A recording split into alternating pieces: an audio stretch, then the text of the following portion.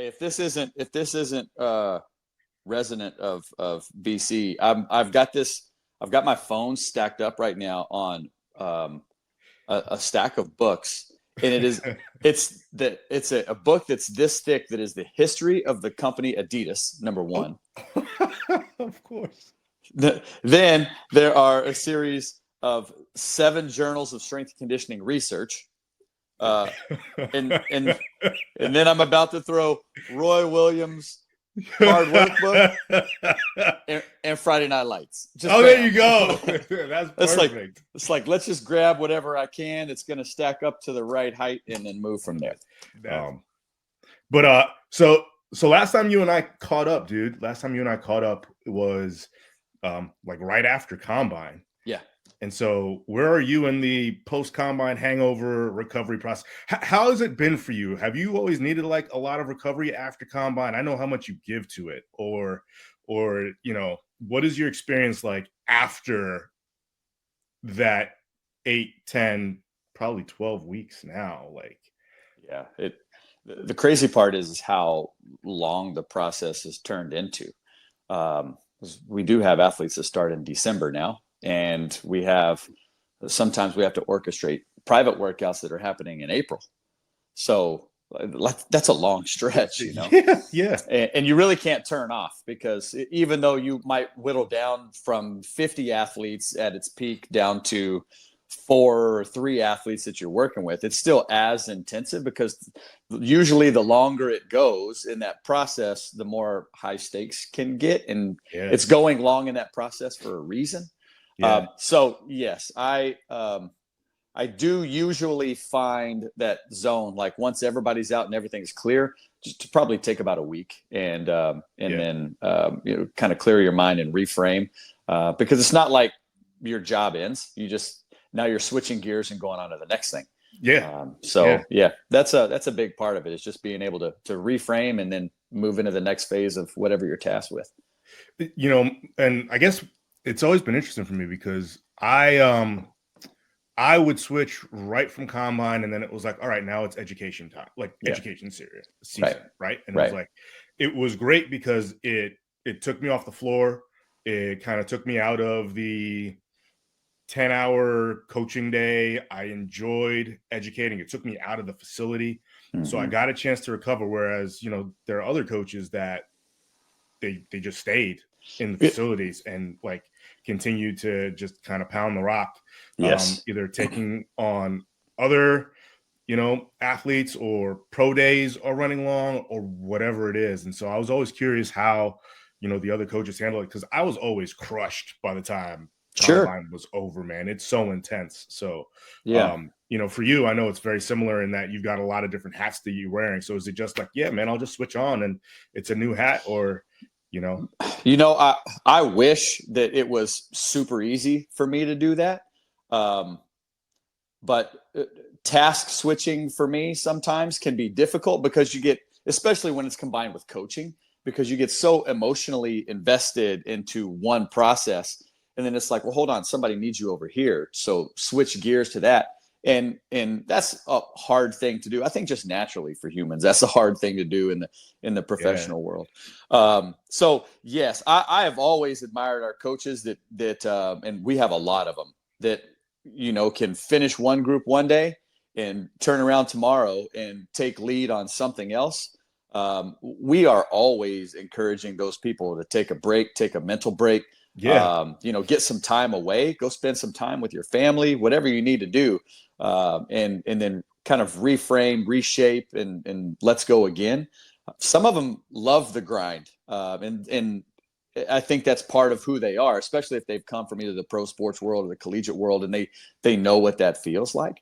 But yeah, it's like just to get to that point of mental clarity enough that you can put aside all of the results that you've had in one category and then open something new. I think there's a Yeah. there's a switch that you have to be able to flip there. And for myself, I prefer to have a little buffer period inside of there where I can go through a little bit of a So, reset. and what if it was up to you, man, and this is would you coach full time or not? Like, how much Oh, do bud, that's a you? great question. Yeah, That's a great question. I didn't mean to cut you off right there. no, but go for it. Sure. I listen. I am a coach. I feel like I was born in a coaching family. Obviously, my dad coached 30 years Texas high school football, and I was the locker room kid. And so, I was the one that had a task one way or the other. If it was 6, 7 years old, I was hanging up laundry bags and lockers at 5:45 in the morning in August, getting ready for 2-a-days, or Yeah, being the ball boy or water boy or whatever it was. And so I always have identified myself as a coach, and I find that the more that I get pulled away from coaching, like internally, the more I feel like I lose my identity a little bit, and so I struggle with that. And so there's always the balance for me of being able to reclaim that a little bit so that yeah, I can find my base and like my stability, maybe my equilibrium, if you want to call it that, and in coaching, because that's what really charges me up and keeps me going. And Caroline, my wife, she tells me all the time, she's like, you are the most exhausted when you're coaching hard, but you're also the most happy. yeah. There And you go. she says we can all feel that. And so, she never wants me to lose that. And I think that's when I find the most satisfaction too. It's just, that's who I am in my blood. And so I want to stay that direction. Dude, one of the things I've heard you talk about, growing up. Was your dad a football coach? Yeah, it was. Mm-hmm. Yeah. Did you play football? I did. Yep. But you transitioned into track at some point in time. Yes. What was that? What precipitated that transition? Because it's funny. I've always heard you talk about it, and I'm like, but I also know that you got really successful and heavily involved in the track and field world, pole vaulting and things of that nature. So was that just like you were doing both at high school and then you excelled in this, or where did the switch happen? Yeah, exactly. So I really transitioned my sport life in 7th grade from multiple sports into football and track. And it just kind of naturally happened that way. I don't think there was a strategy in any direction. But I kind of found a love for the field events and for the pole vault specifically. And then I found a really good mentor in track and field that was a local family that we were close to. I'm from Odessa, Texas, which obviously is a big high school football town. But there was a high school pole vaulter, and my dad was just like one day, as a high school coach, he was like, I think this kid probably needs a little bit of inspiration. So he's like, hey, why don't we go watch this guy's track meets? And so we went over there and watched a couple of track meets, and I was inspired by, at this time I was in 7th grade. This young man was a sophomore in high school. So I liked watching him. I was inspired. My dad says, hey, why don't we go talk to his family about how you can maybe achieve some of the things that he has, or how you train, or how you get started, or what have you. Mm-hmm. And so we did learn from him. And then that athlete ended up being, his name's Toby Stevenson. He was a NCAA champion. He ended up being the silver medalist in the Athens Olympic Games. And the person who won the gold had to PR twice to beat him. And so he was like, he ended up being a mega superstar in the track and field world, around pole vaulting. And so I had great learnings from him. I did play high school football all the way through. We had an awesome team. I loved being a part of that. I feel like that's where, for myself, I learned a lot of discipline. I learned a lot of routine. I learned a lot of accountability and obligation and things of that sort that the game teaches you, and good coaches instill in you. And I think that helped me in an individual sport too. My senior year, I started in football. I was a high school All-American in track and field, and so my dad was like, "Hey, look, this is pretty clear cut what you're going to do."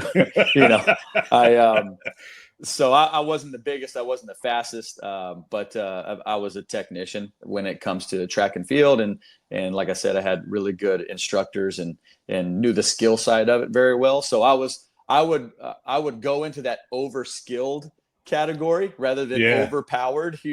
I was overskilled, but that's how I made my living, and then I ended up going to the University of North Carolina and was the captain of the track and field team there, and got to be a part of some great championship teams and had a fun career.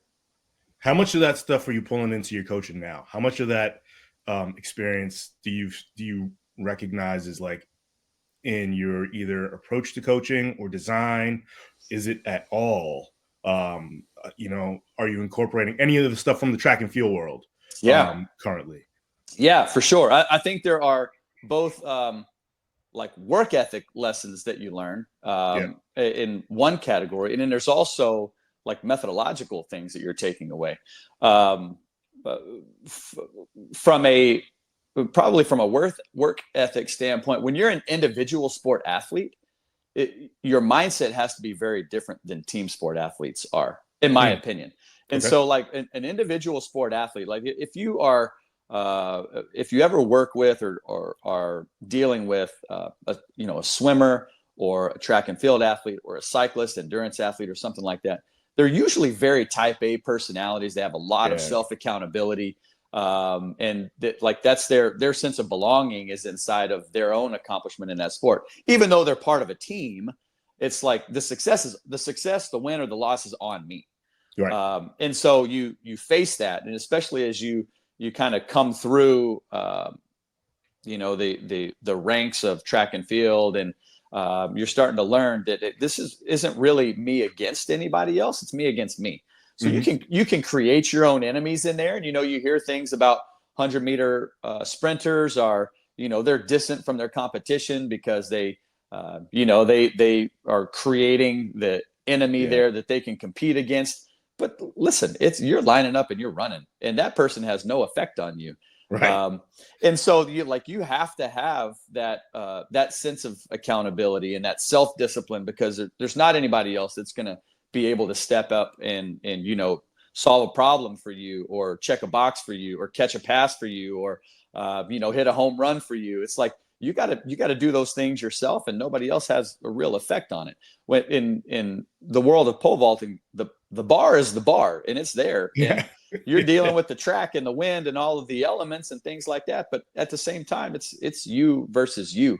So there's that part of it that comes into it where, now when you're talking about dealing with football athletes who have the ability to put on a helmet and a uniform and belong to a team, and then also be able to use teammates for certain things, either to help them solve problems, or strategically, or it's 11 versus 11. It's not one versus none.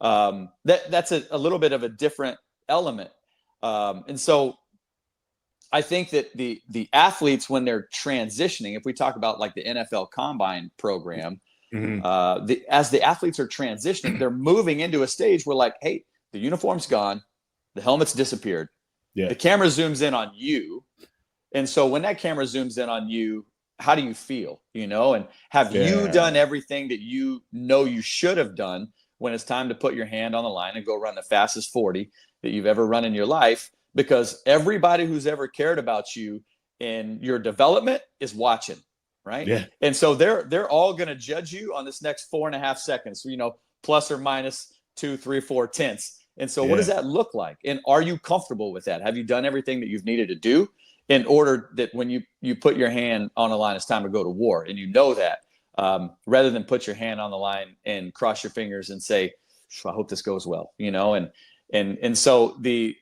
individual sport world for me taught me that, and I try to carry that over in my coaching. So it's a little bit different. I went a little bit tangential right there, so I apologize for that. But that's perfect, man. I've always liked how those two worlds blended for me, because they were very different, and I think that that comes out in my coaching too. What's interesting about what you just said, and I think we can get into the second piece in a second. so much of it is mindset related. Mm-hmm. And one of the things that, you know, people would ask and players would ask during, at least when I was coaching combine, was like, why are we doing this stuff? One, and it's like, well, I think it's because people want to see if you're coachable. You know what I mean? Like, Yeah. why are linemen running the 40? Because bets are you probably never run anything like this in your life. Mm-hmm. So if you can be taught how to run this, maybe it means that you're coachable. And maybe that's what they're looking for. Like, sure, speed's an element, but, you know, so much of this is stuff you've never done before, you'll never do again. And, like, I think if you're going into a team, they want to know, hey, he's probably never run this system before. He's probably never been coached this way, but he has demonstrated that he can take cues, he can assimilate it, and then he can excel at it. So, like, I feel like there's an opportunity here for you to be able to show the NFL world, I can be coached. It's not just raw talent, right? Mm-hmm. And then not only can I do that, I could do that on day 4 in Indianapolis when it's fucking freezing, and you guys have been waking me up at 2 a.m, and I don't know what's going on, and none of that shakes me, and I could still take all of this information. This is going to show you that I can show up in February, which is playoff time, versus just showing up in September. Is that overreaching? And is it really no? They just want to see how fast you are. Or do you think that there's some method to, you know what, combine is valuable? Because I think a lot of people say, they're just running in spandex. It doesn't translate to football. It doesn't matter. And I would say, I think it's shallow to look at it that way. Was I reading into it too deeply, or do you feel like combine does really serve a purpose in being able to identify deeper than a time what the abilities of these players are? Yeah, sure. I mean, look, this is it is so multifactorial, the world of player evaluation, player development, how the player personnel is looking at the personnel department, I should say, the scouting department is looking at athletes, how coaches are looking at athletes, how strength staff is looking at athletes, how the ATCs are looking at athletes. Everybody in that building it has some obligation in some form or fashion to player scouting, and I think that everybody's lens is a little bit different. So the way that I position it to the athletes, and sometimes we do have athletes like, why am I doing all this? Like, this is ridiculous, or nobody else has to go through this, or, all this stuff. And I'm like, hold on, let's level set on the fact that you are applying for an extremely high paying job directly out of college. This is one of the best jobs in the world. So if we were going to say, hey, look, Google and IBM and Apple and Intel are all going to come together and evaluate, 300 or 400 of the best computer programmers in the world, and then offer them anywhere between $700,000 a year up to $10 million a year. Yeah, buddy, they're going to do their homework on you, And so, by the way, who's going to sign up for that type of evaluation? Yeah, I'm in. Like, you can sign me up for that all day. I'll do a four day job interview for that type of money. So let's level set on what they're trying to investigate and trying to do their due diligence on, and then let's give it to them. Right. Yes. Let's show them, like, yes, I've done my homework. Yes, I'm as physically gifted as you have observed on film. I'm better than that. My health records, despite what they have been, they're clean now. And I'm going to go out here and I'm going to perform, and I'm going to do everything under a high element of stress, and I'm going to enjoy it, And so we try to preach those things. And I absolutely think that GMs and head coaches and directors of player personnel and scouts are all looking at how those athletes metabolize stress. Yeah. And we talk about that a lot. Like, there's going to be some stuff that's hard to deal with, and just roll with it as much as you can. Roll with it, because once the intrusive negative thoughts start, like, that's an avalanche, and it gains speed. So roll with it and shake it off. And if something doesn't go well, whatever, it's okay. You're being evaluated on 500 things, not 2. I think that the simple way to look at it is, all they talk about is the 40-yard dash. That's all that matters. It's not. Right. There's so many other elements that are important. And even when you break it down to one thing, right? So let's take the 40-yard dash, for example. Some people are going to be looking at how does acceleration occur for that athlete? What's the instantaneous velocity they can incur? How fast is it? How much time is it taking to get there? How much time does it take them to reach max velocity? How do they sprint at max velocity? How do they finish this 40-yard dash? What are the mechanics that they use? What are the specific ranges of motion that they have the ability to run within?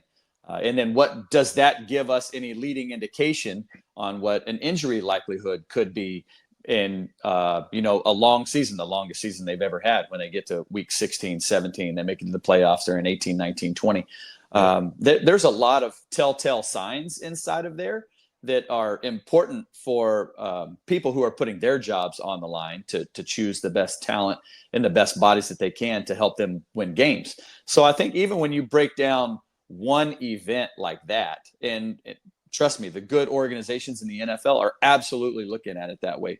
They're watching film. They're looking at that, like front side mechanics in a 40-yard dash, to start to understand what type of hip dynamics the athlete has. And then they're going to cross-check that with the DARI assessment that the athlete went through at the NFL Combine, and look for specific joint ranges of motion, and start to go, okay, here's what we have to work with inside of here. Here's where this athlete needs to get better, or here's where they're restricted. Maybe they detect asymmetries inside of there. Like, there's a lot. This is like looking into the matrix. It's not watching one athlete sprint and go, okay, he's fast, let's take him. Yeah. So it's very, very different. So yeah, we try to articulate that to the athletes that, our goal whenever they come in, and we tell everybody this through the whole process, our goal is not, goal number one is not you to go out and run the fastest 40-yard dash in the world and get, and for that to be the end result. It's part of the process. But the goal for us, the primary goal, is to get each athlete drafted as highly as we possibly can. Yeah. Because that's what makes a difference to them financially. Yeah. That's how they get paid. And so, because of that, we want to help them, and we want to make all of those decisions with that primary goal in mind. And sometimes that absolutely tracks down the line, like you would expect of, hey, we got to go out and show off your speed and run as fast as possible. And then for other people, that's not the right answer. We have to, maybe we have to weight some other drills or skills, or, some of the players' benefits in different ways. And so that's our goal, is to help them out that way. And NFL knows that about us too. And so we always have lots of conversations about that. And we talk to NFL personnel on a regular basis just about, the athlete and what the athlete's goals are and how they're wired and so forth. So, yeah. Have you learned that over time, and how to communicate that to the athlete? Has that just come with experience? You say you guys talk about it all the time. Is it something that is now part of like the program? Coaches absolutely. say this is like messaging we want to deliver across the board. Or is that just you? Yeah, no, absolutely. It is. I joined Exos in 2008, and started coaching this program really early. And I had been coaching athletes for pro days in the NFL Combine going back to 2003. So at this point, it's about 21 years in, and next year will be 22. So it's a long time, buddy. So you put it that way, and it's just like, I know, right? I've been coaching this program since these kids were babies, Yeah. And I think there are things that you learn through that process. And listen, for 10 years, 12 years, 15 years, it wasn't that mindset for me. And it's like, look, we have to go do all these things, and we've got to do them to the best of our ability. And that's what the evaluation process was, that there was no narrative to be controlled or anything like that. Now there's it's different. And I'll say that it's different. Number one, because we've learned through experience what is the most needle moving moments maybe for each athlete.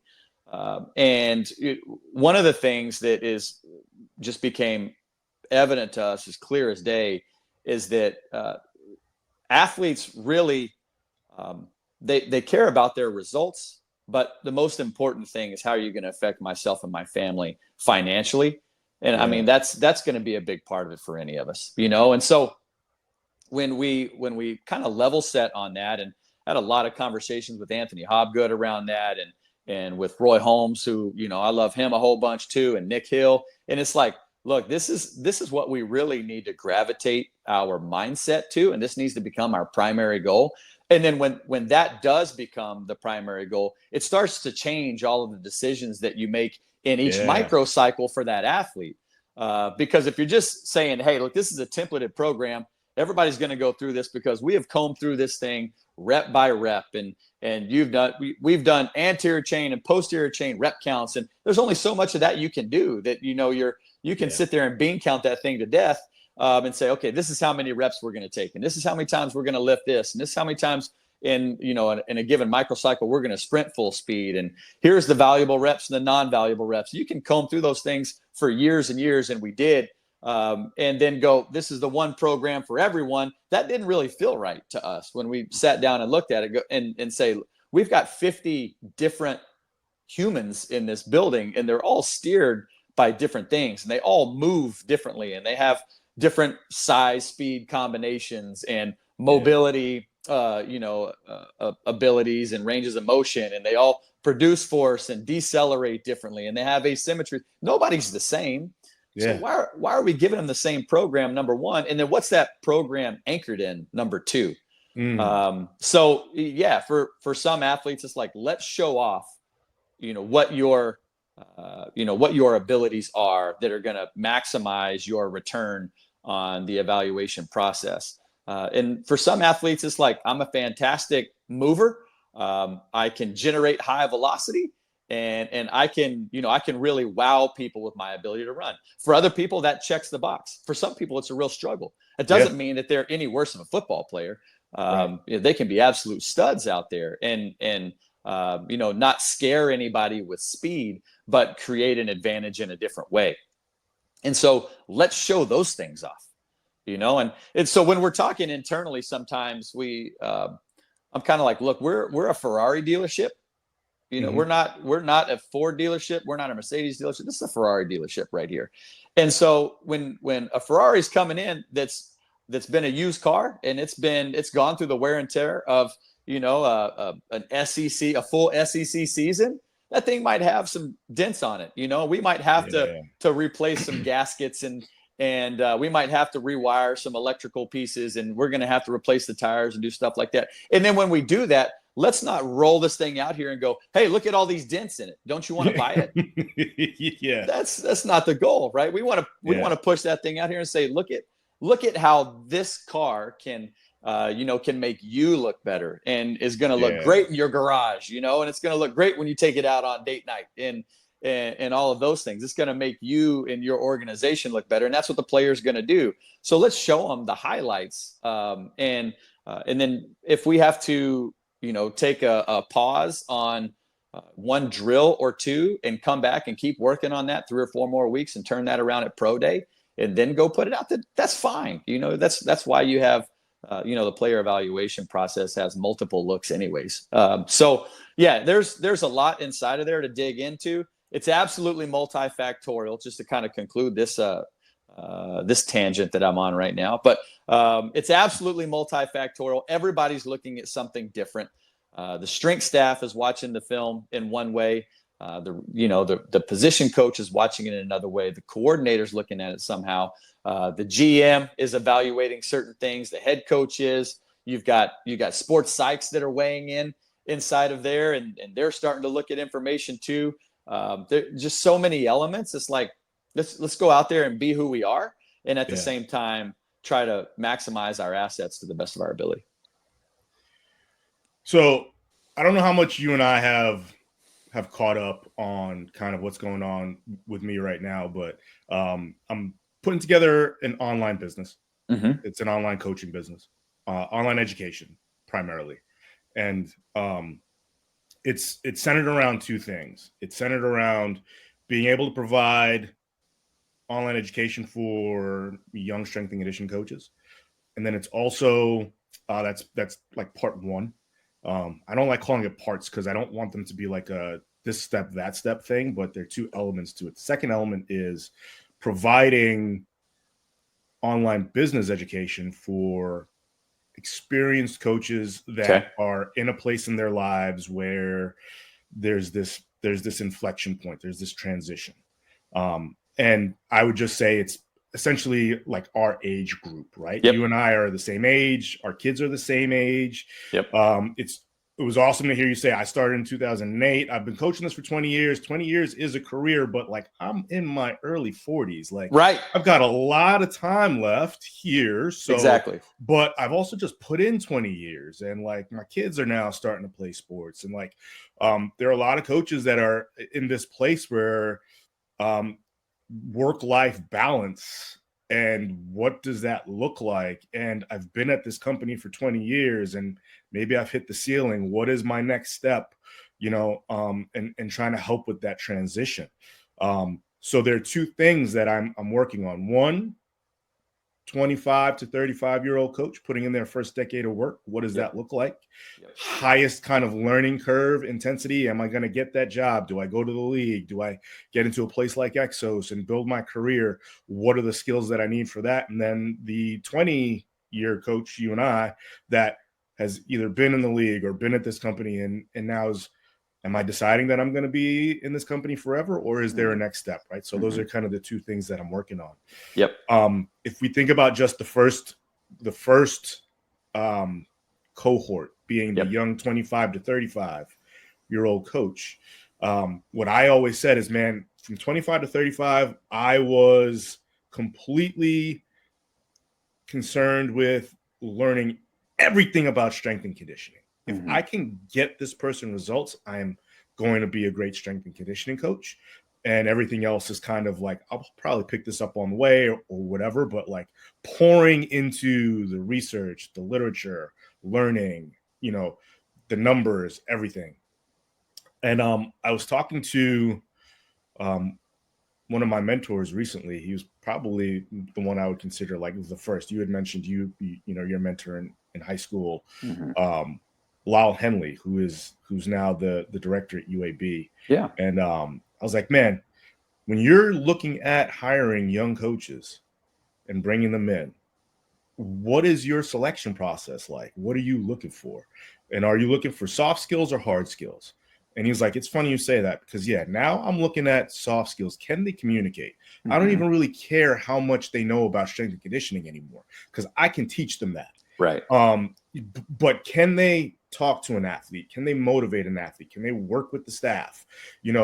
It's interesting. You come out, and the way that our industry has progressed in the sense of heavily research based and very, very credible, and including like physical therapy. And, we're definitely more well-rounded as experts, where I think people coming out, that's what they think they need, versus, can I actually get this athlete? Can I communicate? What are my soft skills like? Right. You're someone that always, and you and I have never really worked in the same facility together. I know it. Which is what's interesting. But your soft skills, man, like your ability to communicate, is something that I would say, I'm telling you now, I already know you're an amazing technical coach, but your soft skills precede you in terms of your reputation. Your ability to communicate at another level is what I've always really known, first and foremost, when I thought about Brent Callaway.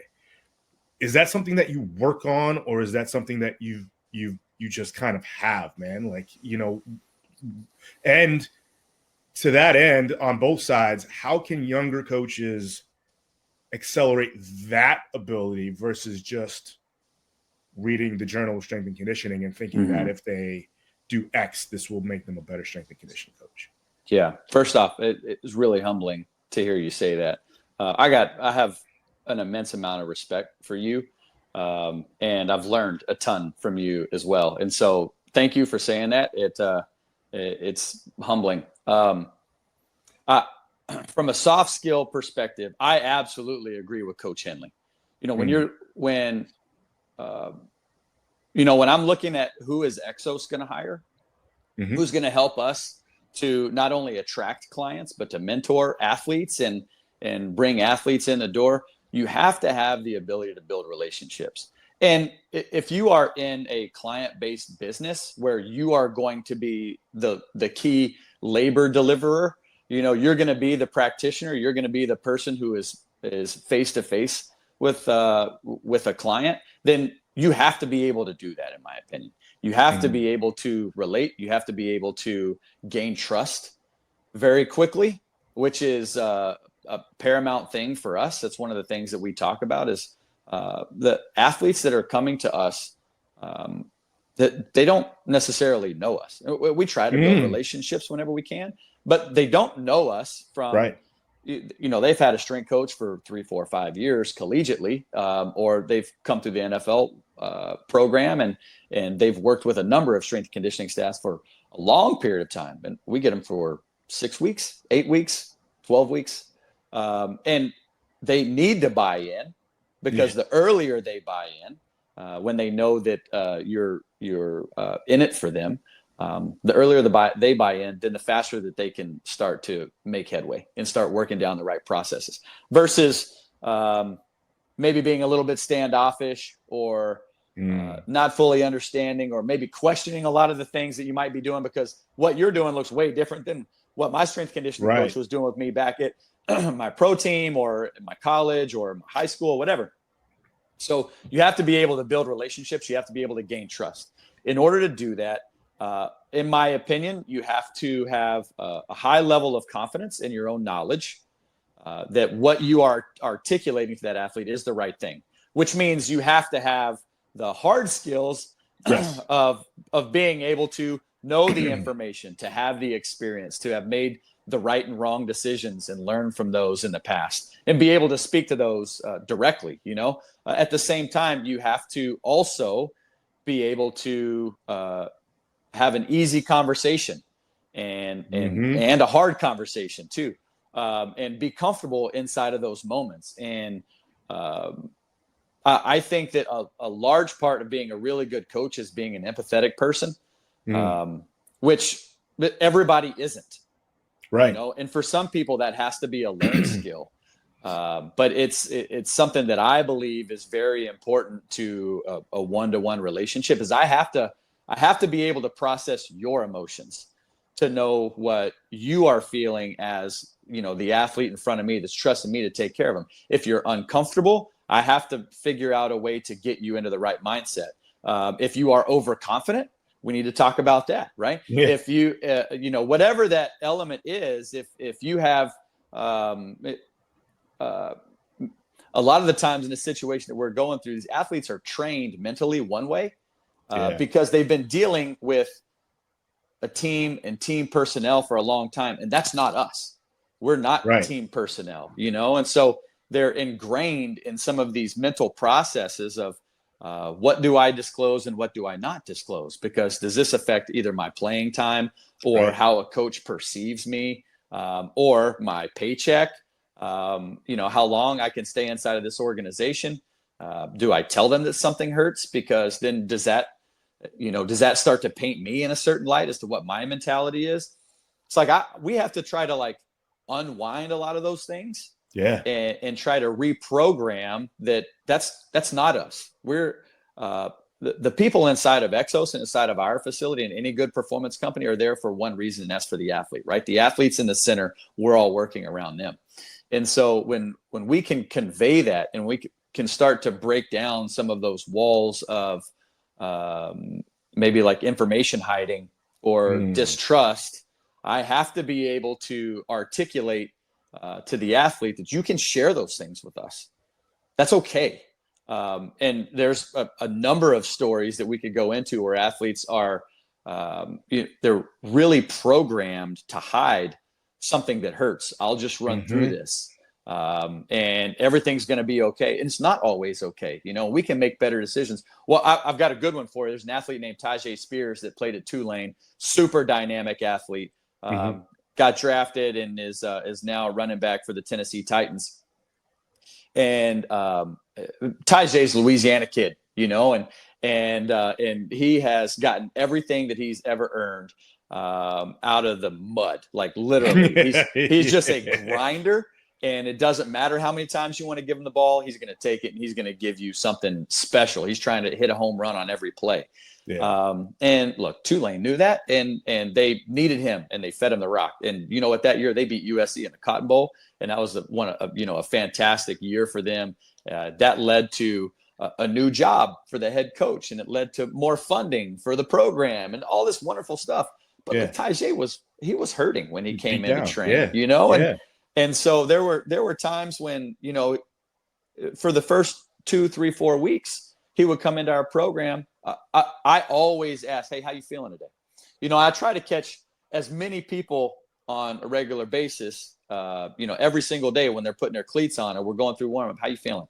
And I always tell them that my least favorite responses are I'm good or I'm Gucci. Like those are the two things. I'm straight, I'm good, and I'm Gucci. So I guess there's 3. Those are the 3 things that you get, and I know that's not always true. And so Don't tell me that. Tell me something different. Like if you're sore, tell me you're sore. If one side hurts and another side doesn't, tell me, because that will change the prescription that I can have, or at least it gives me context and our other team members context on how you're adapting to the training process. Go back to like a Tyjae example. There were times when I'd say, how you doing? And he's like, I'm great. Look, I know you're not great. You walked in here limping. You've been over here using that massage stick on one hamstring for the last 7 minutes. So I know something's going on. Talk to me. And, his next stage was to tell me, you know what, B, I don't care how I feel. It's time to grind. You know what? And I respect that. But it also doesn't give me context. It still doesn't help me get to the end result of how can I most effectively affect Tyjae. And so the longer we worked together and the more he started to understand, and sometimes that had to take a little bit of one-on-one work outside of a group scenario to get him to an element where he can articulate some things to me and feel trusted that information is not going to anybody else that he might be competing with position-wise, or that he sees as like a training partner. He's got to put a face on for them. To articulate some of those things, like, hey, either this is really hard for me to either athletically do, or a hard position for me to get out of, or like some elements of weakness where, this hurts and I don't know why it hurts. And so how can I get that to stop hurting, and then be able to educate inside of there. That's where we were able to start getting some bigger traction and able to start making some better decisions. And I can share that with the other practitioners on our staff and then start to collectively use their experience inside of those things too.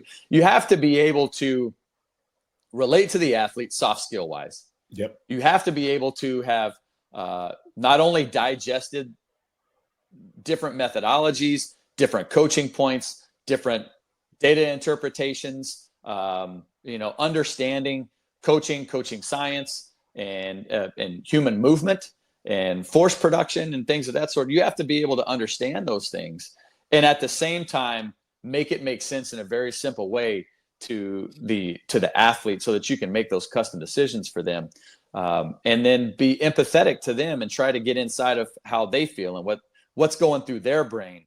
And those are the people that they start to listen to early, when they understand that, look, this guy might not be my same age group. We might not be interested in a lot of the same things. We don't look alike. But you know what? I trust him because he's got my heart in his heart. And I always try to emotionally convey that. Like I'm in it for them. And I think when coaches do that, then they build something outside of just the training process and outside of sport that's a little bit different. And it makes athletes come back, and it makes athletes listen and look for guidance and ask you questions. And I think that's really important. So yes, Coach Henley is super smart. I think a lot of experienced coaches would tell you that, because there's going to be a way that he wants his program run, and he's going to want to teach that to somebody. He's not going to want to fight with them about what you read in a research journal and how that data was shaped up to come through that white paper or whatever the case was. It's like, look, I want my program to go this way because this is what I believe. At the same time, you have to have the practitioners that can deliver that and get that trust and do it for the right reasons. So yeah, there's a lot inside of there too. And for me, it always comes back to, when you finish and that athlete leaves, do you still feel connected to them, or are they gone? And so you just sit down at your desk and open up the next program and, grab that file and go out and coach the next athlete. And it's just on to the next thing. It's like a box that you checked and now we're done. Like I wear the wins and losses, like very hard. And I wear them on my sleeve too, because every loss I want to learn from, and I'm not scared of them. I want fewer and fewer of them every year, you know? And so that's a big part of it. And you have to have those athletes believing in you so that you can implement the knowledge that you've been able to, maybe acquire through either your reading or your conversations or your conferences that you've been to. So, yeah. So you hit the nail on the head for me with the first one. Okay. Yeah. Sorry. That was long. No. And what I meant by that is, your reputation preceding you with your level of concern is not the right word, but the level of importance that the relationships have to you. Mm-hmm. Right. Like, and I think just in what you did, it shows that, right? Like, it means a lot. But you also wrapped in there, you've got to be technically sound, man. You got to know your shit. You got to be able to deliver, and not only deliver, but then communicate on how this is being delivered. Like, because I don't want to say athletes are getting smarter, because I wasn't coaching 40 years ago, but I know that since I started coaching, athletes are pretty fucking smart, man. Yes, like, they are very intelligent. Right. So you better be on your game. With that in mind, and I know it's going to be tricky, but I want to do this. The second thing I think about when I think of you is speed, dude. Like, that's number 2 on the list. If you had one thing, and I know this is hard, again, we're talking at 25 to 35, and everybody wants to know how to be a speed coach. Where are you pointing them in the direction to start? What's number 1? Either what are they looking at, or what should they read, or where is the starting point? Because that's where I feel like most people are lost. And if you're like, hey man, you want to be a better speed coach, look at this, or look at this person, or look at this movement. What is number 1 for you? That's a great question. So I was really fortunate that when I started coaching, I worked for Lauren Seagrave, who's a fantastic track and field coach who, at that time, was heavily instrumental in founding another performance company, Velocity Sports Performance. I was able to work for and learn from Lauren, and Lauren had a very specific mechanical model that he had acquired through coaching 10, 20, 30, 40. I think at that time it was like 50 Olympic gold medalists that had come through his tutelage in like 25 years. I mean, there was a lot, and he had coached for several different nations when it comes to 20 years ago, it was like 7. I'm sure at this point it's well into the teens, but he could articulate that model very effectively. And it was a model that I could digest. It was something that broke down into specific phases for me, and looking at a stride cycle, and being able to articulate that back to the coaches that I was working with, and to the athletes. And then he had a supporting structure of drills underneath that, that supported each one of those phases inside the stride cycle. Right. And so it made a lot of sense to me. It was systematic. I was able to relate that back to my own track and field experience, and wishing that I'd known a lot of those things when I was competing. And so it was just clear as day to me that this is the model I need to follow. So to answer your question, I would say that regardless of who it is, if it's Dan Paff or Stu McMillan or Lauren Seagrave, or you could go down a list of lots of sprint coaches, and start to dig into what their model looks like. There are multiple models. They all work, right? There's different verbiage. They all work, and so there's not I don't think that there's a right way and a wrong way. You just need to find the way that works for you and Nice. learn it and implement it. Yeah. So find that guru and then learn from that guru and try as hard as you can not to get distracted by other elements that are going to pull you away from the mechanical model that you want to implement, right? Find the one that you want to implement and go, like, dig deep into it, right? Dan Paff is a genius, right? Stu is a genius. Those guys are fantastic. You can learn from those guys. There are you can learn from people inside the Exos model and look at that. And there's a number of different ways you can go. Just dig deep, go that direction. And then once you start to understand that landscape and then how everything weighs into and affects that mechanical model, which is the step 2, right? The more you learn about anatomy and physiology, and you can pull in all of your schooling into that. And the more that you can learn from different practitioners, physical therapists and dietitians and sports science, the more you can learn from that and start to pull that into the mechanical model. What's affecting the way that this athlete is moving their limbs, what velocities they're moving them at, and what restrictions that they have. Then that starts to weigh into your mechanical model. That starts to create like your own coaching mindset and maybe ecosystem inside of how you're shaping that up. And then you can start to explore and look outside. But that doesn't, in my opinion, that doesn't need to be for 8, 9, 10 years. Once you understand your methodology, your model that you want to implement, and then you can take the information from gurus and see how that affects your model that you're implementing.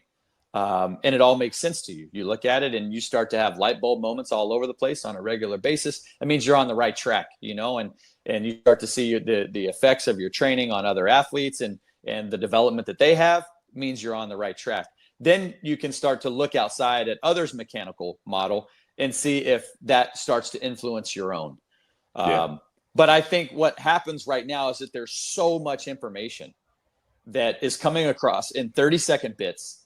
Average watch time on an Instagram clip is about 5 seconds long, right? And so you're getting very short amounts of information that are coming about in multiple directions, and it just leads to just like this scatter shot, almost like this shotgun effect of information. It's like, how does that all come together? Yep. Rather than taking one thing from an expert like Fred Duncan or any of the coaches that are in the NFL or in Major League Baseball or basketball that is useful, and then say, I'm going to do that. That's right. There's nothing wrong with that. There's nothing wrong with their information, but that information is coming from their own expertise, right, and their own system that they've implemented for a really long time. Right. So look at it and take that in, but understand how it affects your system, the system that you're implementing, or your university is implementing, or your professional organization is implementing, and then make your right decisions based on that. Versus, hey, he's right, I like that, I'm going to do that too, because that's when you really start to get into like methods versus principles, and am I implementing a system, or is this just like a scattershot of methods that make sense because I heard one guy say something, and so now I'm going to do that too. There's really a lot to there's a lot of, I'll say, maybe emotional intelligence inside of yourself to know if you're coaching for you, if you're coaching for somebody else, and just ensuring that that coach that's 25 to 35 years old can learn from others, can take that model, can dive deep into it, ingrain themselves in it, refine it, and then raise your head up and say, okay, what else is out there for me to bring into my ecosystem here? Yeah. You had said something that, and it's more of a thought. It wasn't like a singular like comment, but connecting with the information and then leaning into information that like organically and easily you're able to connect with. Like, I loved the way that you described your experience with Lawrence Seagrave, because I think that's it. And like, so much of my career, I can look at it where I was like, man, the way this person taught or what they were saying or how they said it. Yep. I got it. Clicked. Yep. And yeah, like it made sense. And just like lean into that to start, because then the confidence builds, as opposed to, I'll take that. That made sense. But what is this person saying over here? Right. I'm, because you're worried about like collecting too much. And a lot of the times, like 90% of it doesn't make sense. Mm-hmm. And if you've just leaned into, this makes a lot of sense, let me like really get comfortable here. Like I love where you're like, after 10 years, then kind of go out. But right. Like stuff that is really like makes sense to you, like lean into that and be really, really good at that. And I think it's an important statement, man, because of course I was trying to lead you one way, like give me the one cue you would give. But I was trying to, no. But again, Brent, the response for me, like that's the right response, man. Like, and it's something that for me, like right now, it resonates, because I'm in like this reinvention sort of process. So I want to learn this, I want to learn that, I want to learn that, I want to learn that. And before you know it, like I'll have 5 books on my shelf and only one of them is really interesting to me. Yeah, exactly. The other 4, I feel like I need to read these because people are telling me, but like it's not really interesting. Right. And having like the sense of confidence to be like, I'm putting the other 4 away. Correct. And like this one that like really makes sense and like gets ideas going and like clicks, just going to lean into this, man. Mm-hmm. And I think it's an important point that you make, because I think that leads to people really accelerating, whereas it's not trying to learn these 5 different things. It's leaning into that one thing that's really making sense to you. Yep. Because that is going to make these other things make sense the better you get at that. Correct. So just lean into it, Yeah, absolutely. There's another element too that I think people digest information in different ways. Yeah. Some people learn visually. Some people learn, through reading. Some people are going to learn through looking at research studies. Some people are going to learn through trial and error. And I remember distinctly when I started working for Exos, I was on that hunt too. Like, what's going to make the biggest difference for me? And I talked to 2 great coaches inside of our system, John Stimmerman and Craig Friedman, and I was like, what do I need to do? Like how do I get the biggest leg up possible? Well, both of those guys are readers, and they were like, there's some really good books you could jump into, like the Shirley Sarman text, Movement Impairments and Syndromes, and they're like, grab that, man, that thing is chock full of great stuff. And I'm boom. I was straight to Barnes and Noble, because there wasn't Amazon at the time, right? Let's go to Barnes and Noble, and I'm going to grab this joint right here. Yeah. And somebody else was like, look, you care about sprinting, you're going to get the running text by Franz Bosch and Ronald Klomp. Like, that's the Bible of running. So boom, I'm, hopped right back in the truck, and I went right back to Barnes and Noble and got that thing and brought him home. And within about 2 hours, my mind was so clouded with hyper-technical talk that I didn't understand at that time. I was like, what am I reading? I don't even, I feel like I'm reading a math book that isn't sticking for me. And at that point I realized that this is probably not how I naturally process information. Right. So let me put this book up and let me have more conversations with experts and learn that way. What's worked for you? What hasn't? Who have you been coaching? And why does that coaching affect the athlete that you have that's going toward the goal that you want them to go to?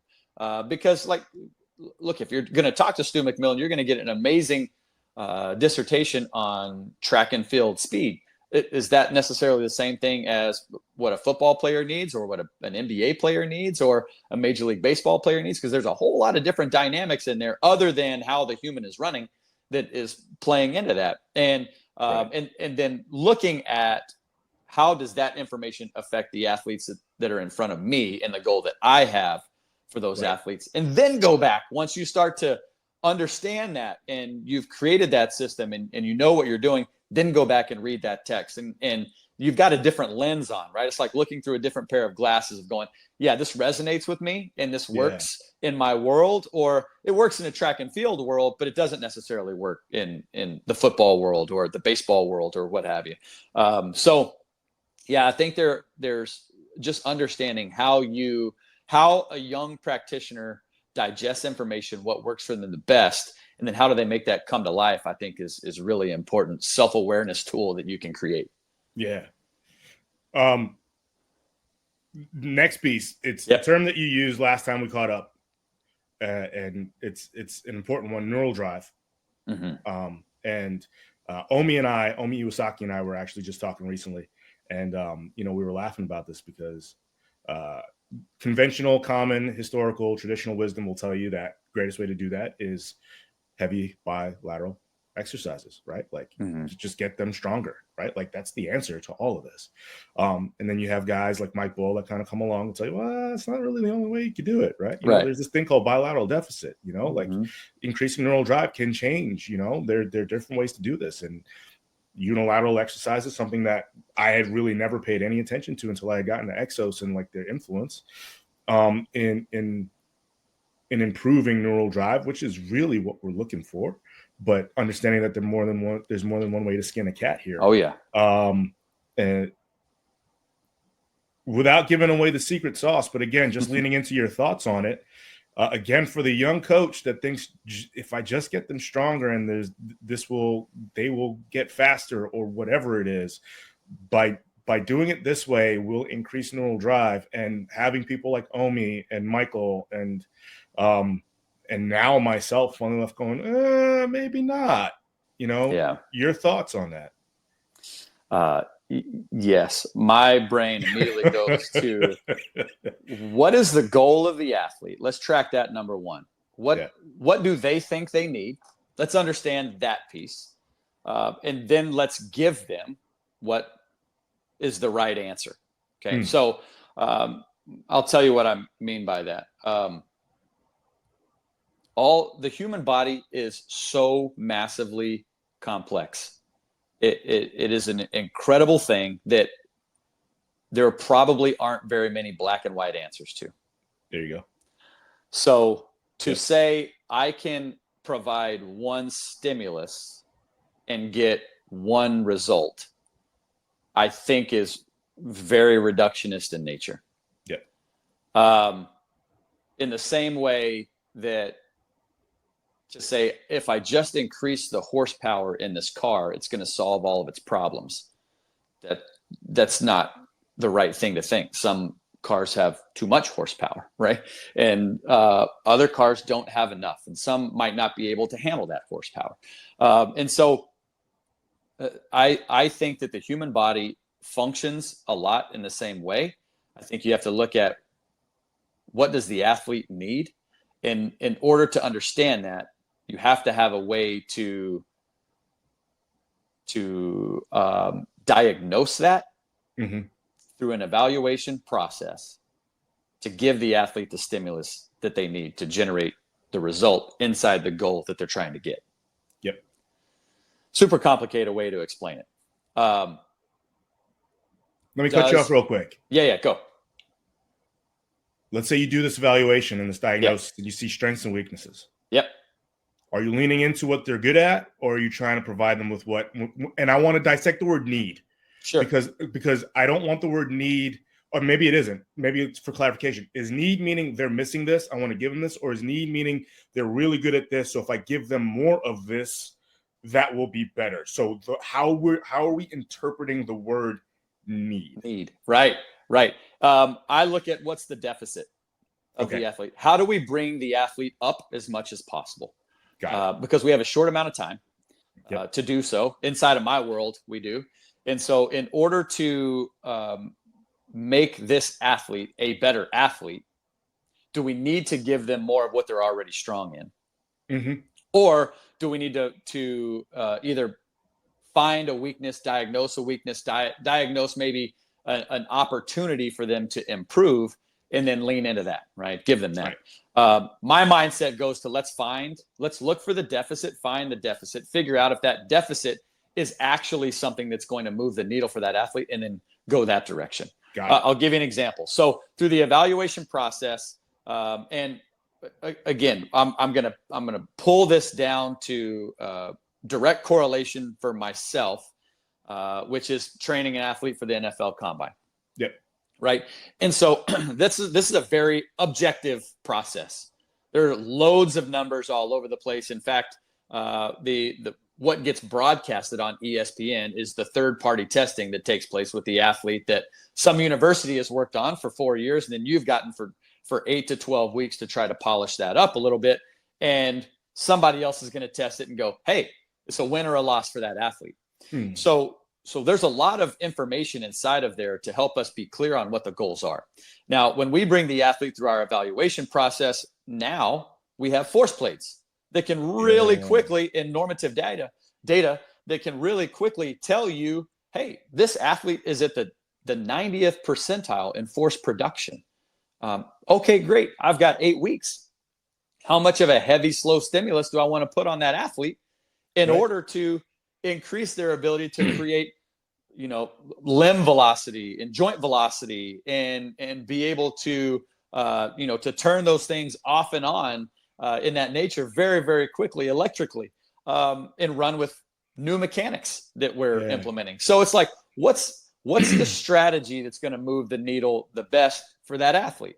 If we see that they are super high in force production, but their ability to absorb force and decelerate is low, we now have an archetype of an athlete, right? I know that a linebacker that does that is probably also going to have really tight joints. So ankles are going to be tight because he's trying to channel that force and he can produce a lot of it. So he's going to lean fascially into that. And so he's going to have tight ankles. He's not going to be able to reduce his center of mass very much. He's not going to be able to squat very well. He's probably going to have tight hips. But man, when he goes, he's a rocket, And so what are you going to have? You're probably going to have an athlete who's going to live inside of a box. He's going to live inside the tackle box. And if he's got a straight shot, watch your head because it's coming off, At the same time, a good quarterback is going to climb up 2 steps in the pocket and watch that guy fly right by him. And so now you've got 7 flyby missed sacks and missed opportunities, and your coaches are mad at you for that. So it's like, hey, can we give this guy the ability to decelerate a little bit more?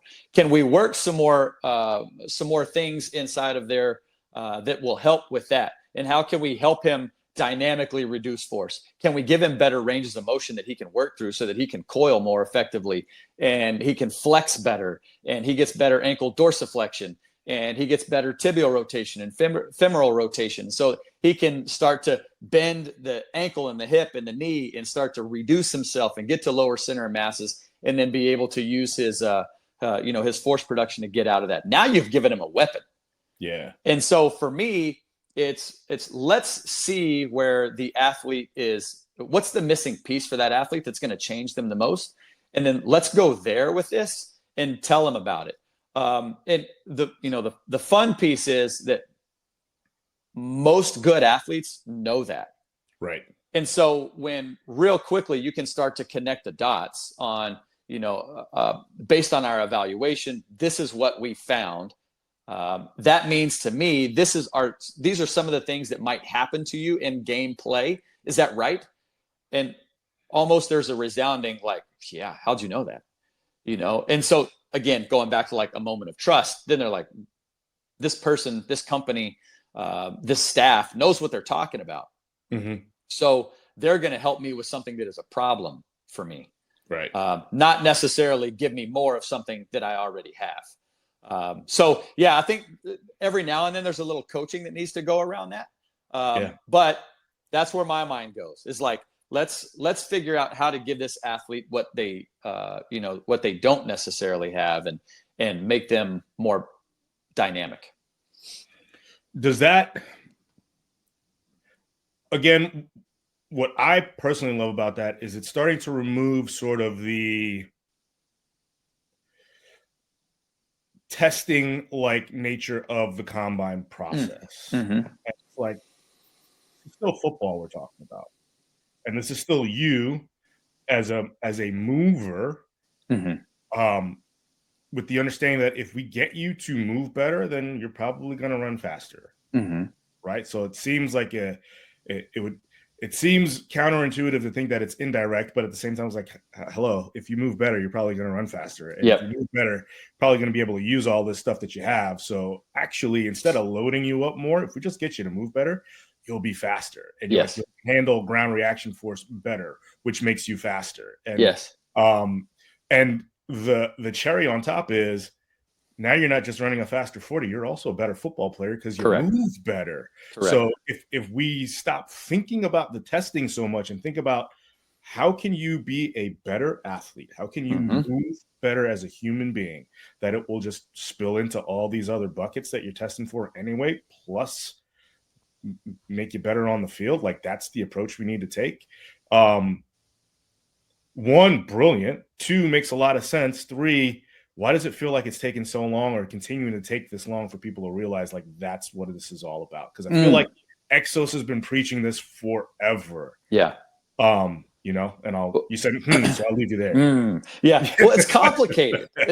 It's complicated, right? It's not easy. Yeah. And I think that most human minds want to take the simplest route. And I think that's right.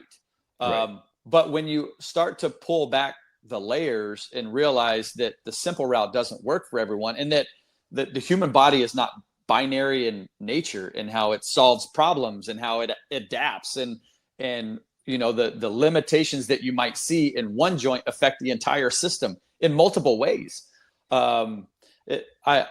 I think there's a realization that needs to happen inside of there. Those are things that you can't necessarily get out of a book, but you have to get through understanding the complexity of the body and the system and the nervous system and the MSK system and the effect of recovery and regeneration and the body's ability to heal and adapt and what that cycle looks like, and the supercompensation model and you know, all of those things playing into it. Like, just the more you learn and the more you can absorb from different practitioners, the more that model gets really complex. Yeah. And so, yes, I think that you teach an athlete to move better, you're going to win. At the same time, you have to produce tangible results for that athlete, because they're going to want to see that. They're not just going to want to come in and go through a glorified physical therapy program when you're standing there with a whistle around your neck and you're in a weight room. Like, that's not what they came for. And they know that there's something more there, and they're right. Yeah. So what we have always kind of battled this continuum of strength and conditioning, where on one end of the spectrum, we are cranking weight and we're pushing loads and we're at high velocities. And then on the other end, like, we've got our physical therapists that are like, oh, we need more corrective exercise. We have to have a better mechanical ability to move and improve movement patterns and those, and they're right. And you know what? So is the other team. They're right too. And so when that group can meet in the middle and have intelligent conversation that neither one of them are wrong, but what's the right answer for this athlete at this time? Like, where does that athlete fit on this continuum? And start to solve that problem, then that's where everybody comes out the winner. But that's not easy to do. And so it's a lot easier to just go, no, I put this down. This is my program, right? This is what I have on my spreadsheet. This is what I built in Excel, and this is going to work. It's always worked, you know? Yeah. It doesn't work for everybody. And yeah, you have to understand that. And it's not the athlete's fault when it doesn't either. And you can't just say, well, that's how he's made, or that's how he's built, or whatever. You have to be able to customize for him. And that's really, really hard to do, D. And so Anthony Hobgood and I have this conversation. If nobody knows Anthony Hobgood, he's our senior director of performance. He's a brilliant performance mind. He's worked at Exos for 15 years. He's down in Pensacola, Florida. And we talk a lot about the fact that when an athlete gets hurt, it's our fault. Yeah. It's our fault. One way or another, it's our fault. And you know what? You can coach an athlete into an injury real easily. Yeah.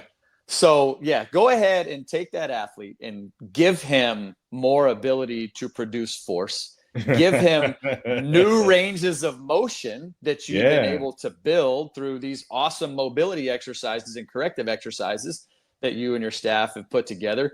Teach him a new mechanical model to run in and express that new force through muscles that have never done that before. Right? And then light a little bit of a fire behind that thing, and then watch a hamstring go, watch an adductor go, watch a hip flexor go, watching, you know, something happen inside the core that it is not used to. And then, you know, like, great job, coach.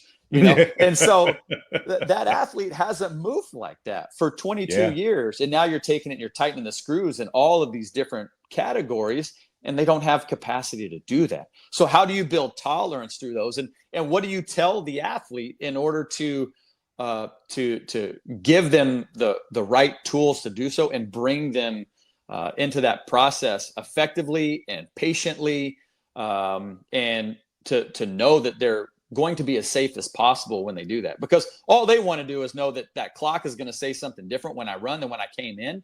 But they're going to give you everything that they have, but you've got to understand those other elements too, because there are some things in there that can set them back for 3, 4, 5 weeks. And now you've got a problem. So that's one thing that we always talk about is don't coach the athlete into an injury because you think you're doing everything right, or you're doing everything from a textbook standpoint, and you're moving the needle. You made them stronger. Great job. Your weight room program works. You made them more mobile. You gave them more ranges of motion. Awesome. Your mobility program works, right? And so now your oscillatory exercises that you're using inside the weight room, you start to create more limb velocity, and oh my gosh, my body composition's getting better because I'm eating and I'm fueling better. And so I'm losing a little bit of fat. And so now my velocity that I can generate on field is moving up. And you better make sure that the muscles and the attachments and everything that is incorporating that new model is prepared for that, because that can cause problems too. So it's just complicated, man. In order to look at those deficits and go, okay, what can we impact? There's a lot of patience that's needed. It's really complicated. And it's like looking through a telescope and realizing that there's not just 8 planets out there anymore. So we all learn about those 8 planets when we're in elementary school, and then the older you get, the more you realize it might be a little more complicated than just 8 planets that are out there. So each one of those stars, is that a planet or is that its own? There's a lot outside of there that we don't understand, right? And so being able to be patient inside of that and realize you don't understand everything that's going on in that body is a complicated and humbling thing to say. But to come full circle on this, like I always need to do. I go to, let's find where the athlete needs to improve the most. Let's talk to them about their deficit, and let's figure out what the goal is. Where are they heading? Are they heading to the NFL Combine? Or are they just going back to camp? Because that's a different process too. What are they going to go through when they go to camp? Because when they go to camp, they're not going to be expected to go out and run a 40-yard dash. So what are you training them for? And what are you peaking them for? Do they need to peak to go back to camp? Is that a thing? I don't know. But we can talk through those things too, and figuring out like what all of those factors are that need to lead you down the right recipe for that one athlete. And then bring all the practitioners together through one methodology that you can start to give the right recipe for that athlete. One of the big things that I credit the FMS for was giving me a way and a tool of like looking at movement in a slow and controlled environment. And then giving me some information, like you said, on what a need is, right? Like in the last 8 years, have gone through, and then it's not a fight because I don't work for them, but clearly there's some resistance to the efficacy of the FMS and this and that, or whatever. And I used to always say, I don't care. Right. What I do care about is having a system that enables me to look at movement in a way where I can qualify from left to right, up or down, what this person needs. Yes. And I firmly believe every program needs that, whether it's the FMS, whether it's FRC. I don't care what you choose, but you need this. Yep. As a step one, again, to kind of come full circle for young coaches, whatever it is that makes sense to you, but having a way to look at and qualify and then give you at least the first step in programming, building into your program a way to address needs. Yes. Now that we've defined what needs is, would you say this needs to be part of your development, and the earlier, the better? 100%. Yes. You need to be able to evaluate movement quality in some form or fashion. And qualify it in a way where you can actively improve it. Correct. Yeah. Correct. And not only improve it, one of the things that I talk to our coaches about a lot is that information that you're garnering, it creates context for you to understand why the athlete moves the way that they do, how they produce force, how they change direction, how they coil and uncoil and flex and extend. And all of that comes to life to you by looking at the information that comes through a movement quality assessment. You mentioned a few, like a DARI assessment would be another example. Any way that you can look at both active and passive ranges of motion, and then the sequencing of various joints in order to express movement. Like, you need to understand that, and then you need to have a system put in place to fix it, or be able to guide your athlete in the right way so that they can move better for what they need. Absolutely, 100%. They got to figure something out inside of there. And again, it goes into like, find one thing, dive deep, understand it, bring it to life, and then if you need later to move on to something else, you can move on to something else. For me, it was FMS first was the first thing I learned. So I'm like you in that world. Dude, what excites you right now? Like, where you're like, man, I am really excited about this. Like, what gets you going? Yeah. So I think that most practitioners right now, especially the ones that have the ability to do this, are really diving deep into data. You know, and it's, so I'll retract 2 seconds and just talk about like our evaluation process. But we're going to put an athlete through a DEXA scan. We're going to put them through a muscle to bone ratio assessment. Kinanthropometric measurements are taken in that process. We look at specific joint ranges of motion passively. And then we put the athlete through force plate testing. And then when you look at all those, you know, what started to excite me about that 4 or 5 years ago, when we really started to implement that whole process, is diving deep into what am I seeing and how is it coming to life? And then starting to look at, okay, how does this data bunch together? Right. So if I'm seeing one thing on a force plate, how does that relate to what I'm seeing through joint ranges of motion and like objective measurements there? How does that then relate to muscle to bone ratios, and how much mass this athlete has on them, lean mass, it related to how much skeletal mass that they have, and how are they able to articulate those different limbs with that being a given variable? What does body composition look like? How's their diet impacting how they move, and are they inflamed or not inflamed? Is this athlete resting enough? It's starting to data bunch those things and go, okay, well, if I see that they're below norms in this category and they're above norms in this category, and you start to marry those things together and get some really interesting numbers from a performance standpoint. And when you're looking at a 20-yard sprint electronically timed, or you're looking at a multi-directional drill, or you're looking at force production on a force plate, or you're looking at vertical jump, like, how are all of those things coming together in concert in order to give you that result? I think you really start to unpack a lot inside. There's a lot to unpack inside of there. But like that data bunching and trying to make sense of a lot of those things, and realizing that, where you might have thought your hypothesis might have been one thing can actually be something else. And it just, all of it starts to come to life for you the more you can get into the objective data. And at the same time, you still got to know the athlete and how the athlete works too. But yeah, that for me right now, it's like that stuff coming to life, and talking to other coaches about that, and understanding how other coaches are using data. Because I feel like through 20 years, the mechanical model that I have is ingrained. Like, that's not really going to change. I'm going to keep that alive, and like my workings of how I manipulate the stimulus inside the weight room, and with plyometrics, and with mobility work, and on-field movement, and speed training, and how all of that comes to life. That's pretty much going to stay consistent for me. And I might change one or two things, but being able to look at that system through the lens of how is this data getting bunched together and what context does that give me about how the athlete moves, and then where do I go prescriptively, is where my mind goes, and like what I get really excited about right now. Yeah.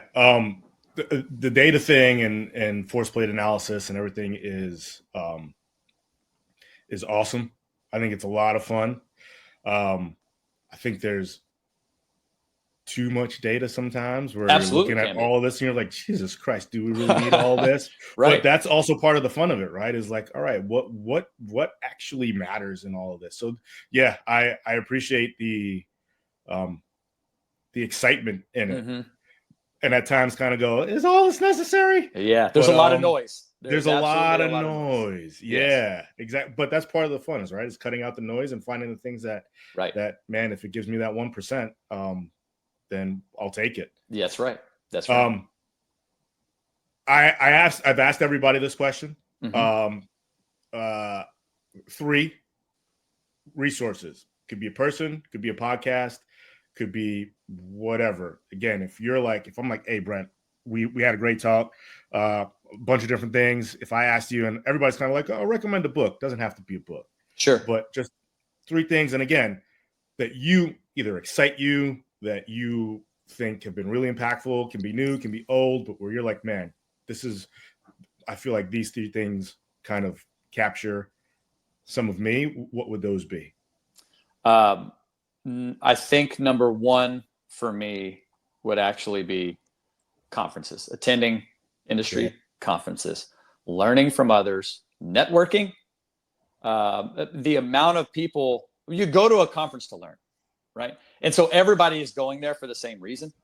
And when you have the ability to socially interact with others and be able to, talk about yourself, share learnings that you've had, sit down and listen to how they present, what they're presenting, and how that starts to change your system. I think that's really, really impactful.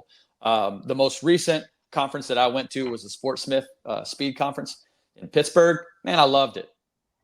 It was hyper focused in one category, but at the same time broad enough through the practitioners that were presenting the information that they checked a lot of boxes. And then it was big enough that you got a lot of diversity, but small enough that you talk to everybody. Yeah. And so being able to like find that groove was really, really cool for me. So, what Rob's doing with those conferences I think is really cool. And that's the one that, like when I got in there, that felt right to me. I love, the big organizations too. And obviously NSCA conferences have their place, and CSCCA and things of that sort. But that to me felt different because it felt like it was really impactful for me. Yeah. So that would be one. And my answers might not be the same as everybody else. Number 2 for me are conversations. I learned so much just through conversations like this and talking to you and calling up other coaches and either when they're in their off season, if they're working with a team, or if they've just got time to just spit knowledge for a second and have that conversation. Again, it kind of goes back to like, I'm a relationship person. Yep. And so for me, I want to know how things are coming to life for you. And I want to ask those questions, and I want you to ask me questions, and let's see how we can benefit each other. So I love reaching out to coaches that I respect, and coaches that I can appreciate what they've done and have, a great reputation behind them as well, and engage with them, go visit them, learn from them, and be able to interact that way. So that's 2. And then, the third one would probably be more generic. I sometimes, just because of the way that I work and have worked for the last several years, is being very locked into a computer and emails and conference calls and things like that. I like a good webinar. At the same time, I usually have 15, 20 other deliverables that I have to get across. So for me, I'm not one that can just play that in the background and learn from it. Podcasts are great while driving if you've got a commute. I remember when I lived in Los Angeles and I had a 55-minute commute every day, podcasts were fantastic for me. I think, Pacey podcast was great then. He's turned that into Sportsmith now. And then there were other ones. Mike Boyle was a big thing for me during that time frame. And then I also have loved listening to sport coaches, and there are podcasts out there that support them. And in the stories that they tell, and what goes on the other side of it, not just our industry, but the sports world too. Listening to those coaches. There was a podcast, I don't know if it's on anymore, but it was called the Flying Coach Podcast, that Peter Schrager from the NFL Network did, and he hosted it with a couple of NFL head strength and conditioning coaches. They weren't strength conditioning coaches; they were head football coaches. Yep. And just listening to them tell stories. Number one, I found it very entertaining. And then number two, it gets you into their mindset on how they were processing information. And then how does that affect you as a strength and conditioning coach? So, you would find me probably listening some things that were a little outside of strength and conditioning, but that also helps me to understand how I articulate information. I do read and digest books, and I love a good self-improvement book. The funny thing for me is that I don't necessarily take all of that information and then directly apply it to myself, but it's all food for thought. I'll get it 3/4 of the way through a chapter, and then I'm taking notes on something completely unrelated because something in that chapter just triggered a thought process for me. And now I'm into something else. So I'll go over and take notes or journal on what I can do to move a needle another way, or a different way to think, or how to mentor or guide our practitioners in a different way, or whatever it is. But those would probably be the elements that I would dive into, with conferences and networking being pretty high up on that list. Dude, so two things. First thing, starting from the back and moving forward. One of the key points that I want to drive into my messaging moving forward is not being siloed. Yes. I think, again, as a young S&C coach, I think I was probably better at this than maybe some other people, but I always looked outside of strength and conditioning for strength and conditioning answers, if that makes any sense. Yeah, sure. You know what I mean? The interconnectedness because we're still dealing with humans, we're still dealing with, and so the better you understand human beings, the better a strength and conditioning coach you'll be. And sometimes that takes reaching outside of what you would think thematically has zero connection to strength and conditioning, but has all of the connection to what it means to be a human. And so just emphasizing how important it is to just also have a bit of that mind shift, so that subconsciously you give yourself a bit of a break, and then all of a sudden some of the answers emerge because you've gone down these other areas. So the fact that you listen to a lot of storytelling, even if it's football coaches, but it's storytelling that sometimes is unrelated to football, right? It's a life story, but that it just kind of clicks. I love that. The other piece is I did a workshop. I probably told you this. I did a workshop for a former friend and colleague of mine, for him and his staff in December. And 2-day workshop, 3-day workshop. And at the very end, I said, if you guys did not get anything from this, the one thing that I have to stress to you more than anything, if this is the only thing that you understand and that you walk away from and that you action, is understanding that by me being here, your network has just multiplied times 10. Oh, yeah. Because everybody I know, you now know, if you ask me to put you in contact with them or whatever that might be. So if none of this other stuff happened, anything, you now have to use your network, which has literally just multiplied by you meeting me. I did a 6-month course. It's called the Goldman Sachs 10,000 Small Businesses course. Oh, yeah. It's so you've heard of it. the final week, we all went out to New York. It was at Goldman Sachs headquarters, and it had been done online up until that point. And so it's our first time like meeting everybody in our cohort, 150, other students, and 4 or 5 instructors, and so we're shaking hands for the very first time. And the very first exercise that Nancy takes us through, Nancy Garrison, who was the instructor, she says, I want you to think about what it is you need right now, as crazy as it may sound. Everybody in here has a need for their business to grow. Mm-hmm. And it may sound outlandish, but I don't care. I want you to say what it is. And she's like, I just want you to watch what happens. And it's funny, the very first person says, I need a Arabic interpreter that understands, microchip,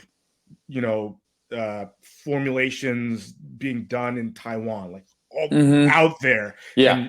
And she was like, that's what I need. And of course, somebody puts their hand up and is like, my cousin is an Arabic translator. Like, yeah. I don't know if they understand, but they probably understand somebody. They probably know somebody that understands microchip formulations, that speaks Arabic and speaks English. So I could put you in contact with my cousin, because she may know the person that you're looking for. And then, of course, once that happened, everybody's like, well, I need this. Yeah. And another hand goes up. My husband does. And she was like, this is what I wanted you to see. Like, your network, if you tap into it, will have the answers for whatever your problem is, no matter how outlandish in your mind and how like niche specific in your mind you think it is, that makes you feel like you can't ask the universe for it, where you're not that niche specific. And if you ask and plug into your network, like, the answers are there. And we don't do it enough. I know. We don't do it enough. We don't trust or reach out into our network or leverage our network enough for what is burning on our minds and our hearts as much, man. And so I love that that's the first place you went, because it's true. Like, at the end of the day, like, that's what this is, man. It's all relationships, and you needing to lean into and trust and develop those relationships and lean into the network, and you'll probably get what you're looking for. Yeah. What a good lesson, and what a good expression of that lesson, to be able to see that come to life like you had up in New York. That's amazing. I'm going to give you another good one too. Not only working the network, but you know what? Just be a dadgum good human. Really care about other people. Yeah. And it has a lasting effect. I've got a guy in my network. I'd love to call him a friend. I don't know if we've been in each other's network long enough. I think we are, but Keith Belton played in the NFL for a while, strength coach at UCLA for a while. And I called him not long ago and was asking him a question about something at UCLA. And he was like, hey, man, it's not really that much public information. This is about a month ago. It is now. It's not really that much public information, but I'm not there anymore. I'm like, where are you going? He's like, oh, I'm the new director of performance for the Dallas Mavericks. And I was like, buddy, congratulations, man. That's fantastic. Not only am I excited for you to be in a new world, you play in the NFL. I'm excited for you to be in a new world in a professional instance. I'm also excited to have you in my daggum city. Yeah. Right? Like, you're around the corner now. Right. That's really cool. And he's like, I know, I'm excited about that too. And I'm like, how do you get from college football to the NBA? That's not usually a gap that's jumped. Yeah. He's like, I'll tell you a quick story. I said, all right. He said, I walked into our weight room one morning, and there were some gentlemen that were in there that were working out. I did not know them. And I did not know why they were there. He said, so me being me, I just walked up and I said, hey guys, if you need anything while you're here, like middle-aged guys, if you need anything while you're here, let me know. I'm happy to help. You need to check your email. I've got 2 computers back here. If you get hungry, our cafeteria is upstairs. Like, whatever you need, holler at me. I'll be sitting back here in this office. He said, I knew they were there for the right reason. They wouldn't have gotten past our security if they weren't. Right. Yeah. So they're just working out. And then he said, a couple of days later, somebody called me and said, hey, the people that you were talking to, one of them's the GM for the Mavericks, and he loves your energy. And he said, we need that to be a part of our organization. We're looking for that type of energy. Would you ever think about working in the NBA? And he was like, I would never turn down an opportunity to have a conversation. And it led to a new job for him because he wasn't territorial over his space. He didn't walk in there and say, who are you guys? Why are you here? You don't look like you fit. You just walk in and try to understand the person and let them know that you're here for them. And guess what? It turned into a new opportunity for him that he was happy to move his family across the country to a new place too and explore. And I just think like stories like that are awesome. Just man, be a great person and see what happens. So dude, that's about an hour and 45 minutes in the can. Are you kidding? Yeah. Wow. That was way longer than I thought it was. That's what happens. See, you get me talking too much and I don't stop. But I was just going to say, it's crazy to look up. It's 10 o'clock my time, noon your time, but it definitely didn't feel that way. I just realized, I was like, my kid's probably wondering where the hell I am. Where is this guy? What is this guy talking all day for? So, no, man. Yeah, buddy.